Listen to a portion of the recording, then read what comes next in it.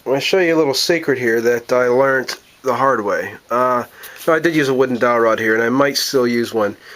I'm going to try to use a different way though, and especially here on these hinges. Now there's three ways you can do this to you get this basket to hinge.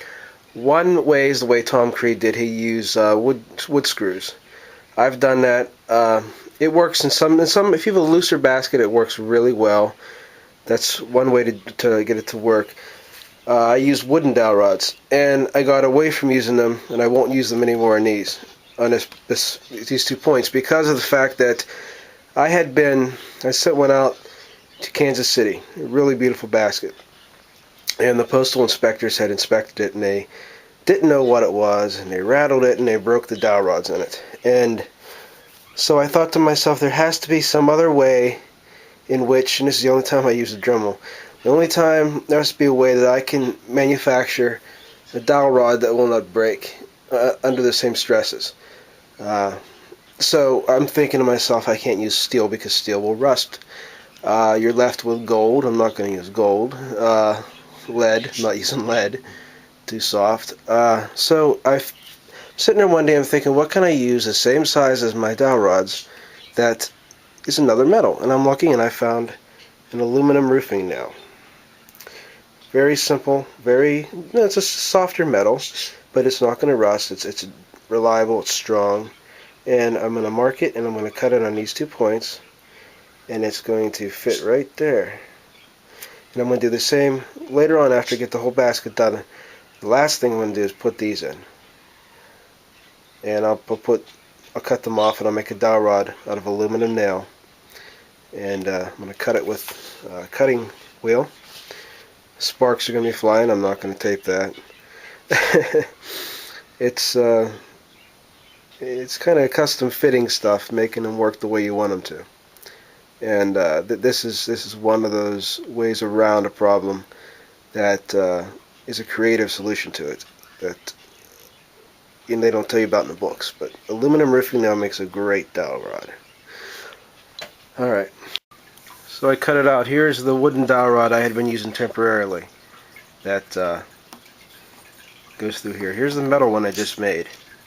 You can see that there's no difference. Now, the nice thing about an aluminum roofing now is it's threaded a little bit. And what I'm going to do, I'm going to take this jeweler's hammer. This thing's at least 100 years old. And I'm going to tamp the ends of it, just to put enough of a ridge on it that it has a little lip that once it's in there, it's going to stay. But it'll still turn. And when I get to the inside here, when I put on these two into the basket to make it fold, that's what I'm going to use too, rather than a wooden dowel rod. And I have my own other ways that I do things too that I'm not going to tell you, but these are some of the tricks I learned that I'm passing on because it took me a long time to figure this out. That's not saying a lot for me, maybe, but that's the reality. So now I've come a good way getting this to look like that. I got all the paper off of it. I did some rounding on this with some filing. I worked out how I want to carve this out. Right here I marked with lines. Now they have to be the opposite on each side, as you see, to get this effect. I started carving the one side, and it's looking fairly decent. And I still have a lot of work. I'm just getting the basics of getting the depth in that. And what that involves doing is you have your real tight little tool here if you want to get into small areas. You have this, and you have a hammer. And you take it, and you want to notch these areas here. So I'm going to have to push in and hit it with my hammer, and gouge deep, and then go this way with it and take this out. If I go without cutting that in, it'll just rip right through it, and I don't want that. So then I'm going to cut all this out, probably at least down to about that deep, so that it looks like this. Now I'm not going to go to make it look like it's half and half, but